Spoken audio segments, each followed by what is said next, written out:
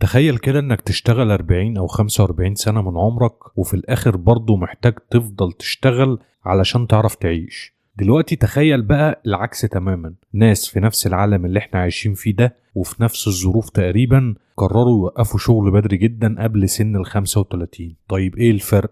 الفرق الحقيقي هو حسابات محدش بيعملها. طيب سؤال مهم جدا، هل فعلا تقدر تبقى حر ماليا في 5 سنين ولا ده مجرد وهم بيتباع على اليوتيوب؟ في الفيديو ده مش هندي تحفيز ومش هبيع لك حلم، احنا هنحسبها بالارقام شهر بشهر على مثال حقيقي لشخص عادي جدا بدأ من شبه الصفر، وهتكتشف حاجات انت مش هتتخيلها، وهنعرف مع بعض ليه اغلب الناس مستحيل توصل للحرية المالية بسرعة، وايه الرقم الحقيقي اللي لازم توصل له، واخطر عامل ممكن يسرعك او يدمر الخطة كلها، والاهم هل فعلا ال5 سنين ممكنة ولا في طريق اذكى بكتير محدش بيتكلم عنه. وفي اخر الفيديو نظرتك للفلوس والحرية المالية هتتغير تماما. وانا شريف ودي قناة شريف يستثمر، القناة اللي بنتكلم فيها عن الفلوس والدخل والاستثمار وبناء ثروة حقيقية خطوة بخطوة،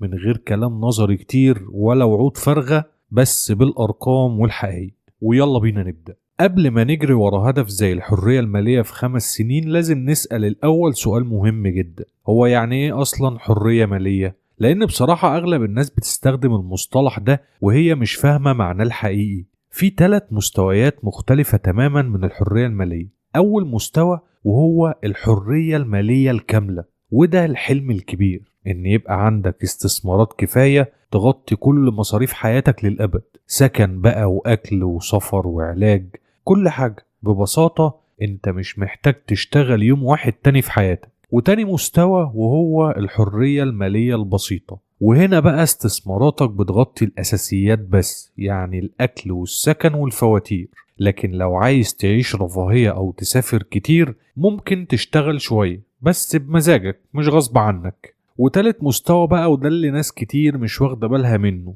وهو معناه ببساطة انك بتستثمر مبلغ كويس بدري، وبعد كده حتى لو وقفت الادخار اصلا خالص الفلوس اللي انت استثمرتها دي لوحدها مع الوقت هتكبر وتوصلك لحرية مالية كاملة في سن التقاعد. يعني تشتغل بس علشان تعيش دلوقتي مش علشان المستقبل.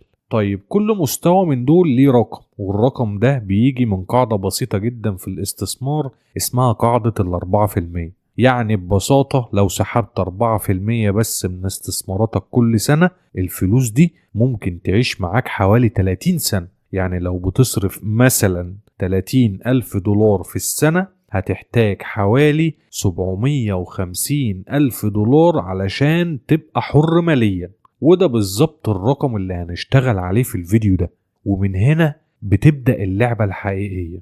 لأن لما تشوف الرقم ده قدامك كده هتفهم إن الموضوع مش تحفيز، الموضوع مجرد حسابات ولازم نوصل. خلينا ناخد مثال حقيقي لشخص مثلا هنسميه ريان، شاب عنده 27 سنة بيقبض حوالي 85 ألف دولار في السنة، ومعاه بس 5000 دولار مدخرات. وقرر قرار جريء جدا انه مش عايز يفضل يشتغل لحد الستينات، هو عايز يخلص خالص من الشغل عند سن 32 سنة. يعني قدامه من 27 ل 32 5 سنين بس علشان يوصل للرقم اللي اتكلمنا عنه 750 ألف دولار. لو حسبناها بشكل بسيط هنلاقي ان متوسط الشخص في سنة بيوفر حوالي 4000 دولار في السنة، وده رقم بعيد جدا عن الهدف. علشان يوصل في 5 سنين صديقنا ريان محتاج يعمل 3 حاجات شبه مستحيلة في نفس الوقت. محتاج يوفر حوالي 75% من دخله، ويحقق عائد استثمار حوالي 10% كل سنة، وما يحصلش معاه أي أزمة مالية خالص. ولو واحدة من دول بس وقعت الخطة كلها بتقع. وهنا معظم الناس بتقفل الفيديو أو بتقول الكلام ده مستحيل، بس الحقيقة مش كده. الموضوع مش مستحيل، بس مش بالشكل اللي أغلب الناس متخيلاه. لأن حتى لو صاحبنا ريان مشي صح في أول سنة هيكتشف حاجة مهمة جدا، هيكتشف إنه مش هيوصل للحرية المالية بسرعة عن طريق التوفير بس مهما ضغطت على نفسك. ومن هنا بقى يا صاحبي بتبدأ اللعبة اللي بتغير كل حاجة تماما، لأن في اللحظة دي بالظبط ريان اكتشف أهم رقم في حياته المالية. الرقم ده مش الدخل ومش العائد من الاستثمار، أهم رقم هو نسبة الادخار. يعني إيه؟ يعني أنت بتحتفظ بكام في المية من فلوسك وبتستثمرها، مش أنت بتكسب كام. خلينا نبص عليه بالأرقام علشان تفهم اللي أنا بقوله وتفهم خطورته. أنت لو بتدخر حوالي 15% من دخلك هتحتاج تقريبا 43 سنة علشان توصل للحرية المالية، يعني هتشتغل طول عمرك. طيب لو رفعتها ل 25% هتنزل ل 32 سنة. طيب 50% بقينا 17 سنة. طب لو قدرت توصل ل 65% 10 سنين.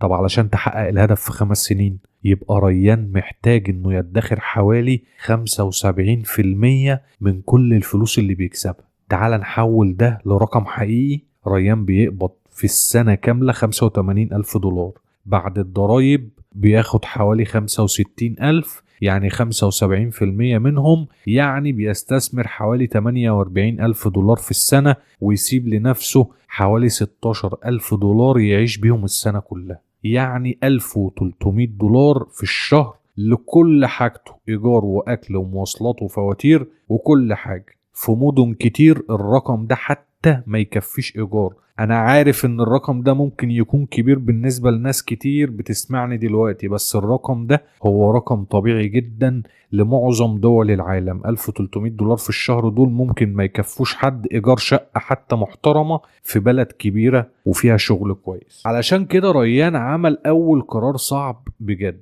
غير حياته بالكامل. نقل لمدينة أرخص، يعني اختار شقة ب$700 وباع عربيته وجاب عجلة ووقف أي اشتراكات مش مهمة وبطل أكل بره وبقى عايش على نظام بسيط جدا. بدأ إنه يعمل خطة تقشف سنة كاملة من غير رفاهية تقريبا، لا سفر ولا خروجات كبيرة ولا حياة اجتماعية زي الأول. بس في المقابل الأرقام بدأت تتحرك. بنهاية أول سنة ريان كان استثمر حوالي 48,000 دولار ومع عائد بسيط وصل تقريبا ل56,000. هو ماشي صح بس بالعافية. وفي اللحظة دي اكتشف الحقيقة الأصعب، إنك مهما ضغطت على مصاريفك انت عمرك ما هتوصل للحرية المالية الكبيرة من التوفير بس. في 3 مفاتيح بس في اللعبة دي. ال3 دول هم ايه؟ الدخل والمصاريف والعائد من الاستثمار. السنة الأولى كانت كلها ضغط مصاريف، لكن السنة التانية كانت رفع الدخل بأقصى سرعة ممكنة.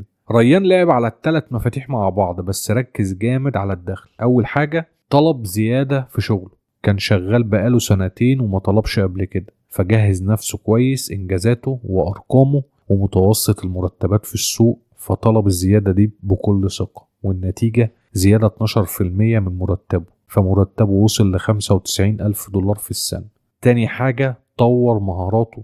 لاحظ ان الناس اللي بتكسب اكتر في مجاله عندهم مهارة وشهادة معينة، فقعد 6 شهور يتعلم بالليل بعد الشغل، وبعدها عمل حركة ذكية جدا انه غير شغله ونط لمرتب حوالي 110,000 دولار. تالت حاجة عملها ودي اللي فرقت بجد، انه بدأ يعمل دخل اضافي. اشتغل فريلانس بنفس مهاراته حوالي 10 ساعات بس في الأسبوع بسعر 75 دولار في الساعة، يعني دخل إضافي حوالي 39,000 دولار في السنة. وبنهاية السنة التانية دخل ريان وصل تقريبا ل150,000 دولار ومصاريفه لسه زي ما هي حوالي 18,000 بس، يعني بقى بيدخر حوالي 85% من دخله. والنتيجة إن محفظته الاستثمارية وصلت تقريبا ل135,000 دولار. بس هنا لازم نقف لحظة ونكون صراحة مع بعض. هو اللي بيعمله ده كلام سهل؟ لا طبعا، ده مش سهل خالص وصعب جدا، ومش أي حد يقدر يعمله. تفاوض على مرتب محتاج شغل واضح وقابل للقياس. مش أي شركة هتسمح لك إنك تاخد زيادة 12% مرة واحدة من راتبك إلا بعد تفاوض كبير جدا. وتطوير المهارات محتاج وقت وطاقة بعد يوم شغل طويل.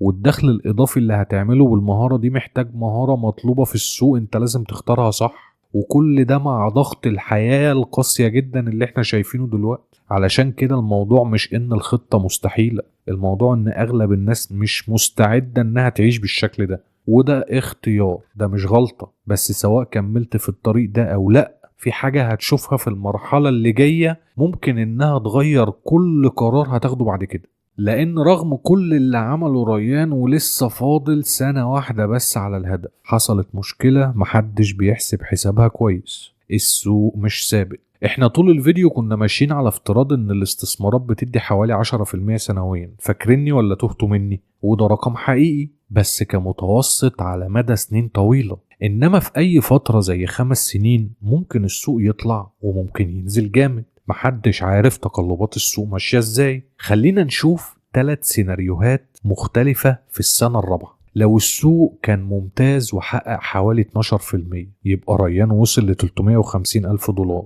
ويبقى ماشي كويس. طيب لو السوق طبيعي حوالي مثلا 8%، يبقى وصلنا ل 315 ألف ولسه على الطريق بس ماشي مش مضغوط. لكن لو السوق نزل 15% مثلا، كل حاجة بتتغير طبعا. ال200 ألف اللي معاه ممكن ينزلوا ل170 ألف، وحتى مع الادخار العالي هيوصل لحوالي 260 ألف بس بعد خطة تقشف جامدة جدا. يعني الخطة اتأخرت 1.5 سنة في لحظة واحدة، وده اسمه مخاطرة توقيت العائد. ودي ببساطة ضربة وحشة بدري بتأثر أكتر بكتير من أي ضربة متأخرة. طيب ندخل على آخر سنة بقى. ريان دخل السنة ال5 ومعاه حوالي 315 ألف دولار، ولسه محتاج انه يوصل ل 750 ألف، يعني ناقصه 435 ألف دولار في سنة واحدة. حاجة مش ممكن، مش متخيلة. حتى لو وفر أقصى حاجة ممكنة يعني 110 ألف، هيفضل ناقصه أكتر من 300 ألف. طيب الباقي بيجي من الاستثمار. حتى لو السوق اداله 10% أو 15%، فالزيادة مش هتكون كفاية نهائي. علشان يوصل للرقم ده ريان محتاج يحقق حوالي 90% عائد في سنة واحدة، وده مش استثمار، ده مخاطرة، أو ممكن إنه يروح يعمل مقامرة، وده حرام. والنتيجة النهائية ريان خلص ال5 سنين ومعاه حوالي 460 ألف دولار، يعني أقل من الهدف بحوالي 40%. بالورق قدامنا كده الخطة باظت وهو فشل، لكن الحقيقة بقى الصورة مختلفة تماما. لأن 460 ألف دول لو سابهم يكبروا بس في السوق شوية سنين، هيوصل لحرية مالية كاملة بدري جدا، ممكن عند سن 40 أو حتى قبل كده. يعني هو ما حققش الهدف في 5 سنين بس هو قرب منه بشكل الناس التانية مش بتوصله في عمر كامل. وده يخلينا نسأل أهم سؤال بقى في الفيديو كله: هل فعلا لازم توصل في 5 سنين ولا في طريقة أذكى من كده؟ خلينا أقول لك أهم حقيقة دلوقتي: الحرية المالية في 5 سنين هي ممكن، بس نادرة جدا. مش لأن الحسابات غلط، لكن لأن الحياة نفسها مش ماشية على خط مستقيم. ريان ما وصلش لل750 ألف في 5 سنين، بس وصل لحاجة أهم بكتير. وصل لنقطة تخليه يشتري وقت من عمره بدل ما يبيع عمره كله مقابل فلوس. خلينا نلخص اللي اتعلمناه بسرعة وانت هتفهمني. أولا، نسبة الادخار أهم من الدخل نفسه. ممكن تكسب كتير وممكن تفضل مكانك، وممكن تكسب أقل وتسبق الكل. وثانيا، المفاتيح الثلاثة اللي اتكلمنا عنهم لازم يشتغلوا مع بعض: تزود دخلك وتقلل مصاريفك وتستثمر بذكاء، مش واحد بس. ثالثا، في خط نهاية ناس كتير مش شايفاه، اسمه الكوست اف اي، انك تشتغل بدري على نفسك وبعدين تعيش حياتك وانت مطمن ان مستقبلك بيتبني لوحده. واخيرا، ال5 سنين مش الهدف، هو مجرد اتجاه. حتى لو ما وصلتش فيها، الطريق ده ممكن يختصر عليك 10 أو 20 سنة من الشغل. وفي النهاية السؤال الحقيقي مش هل هتبقى حر ماليا في 5 سنين، السؤال الأهم والصح هو أنا مستعد أغير إيه في حياتي علشان أشتري وقتي. ولو الفيديو ده فتح عينك على الأرقام بشكل مختلف، اعمل سبسكرايب علشان الفيديو اللي جاي هيكون عن حاجة أغلب الناس فاهمينها غلط تماما في الفلوس والاستثمار. وده كان فيديو جديد من شريف يستثمر، ونشوفك الفيديو اللي جاي على خير.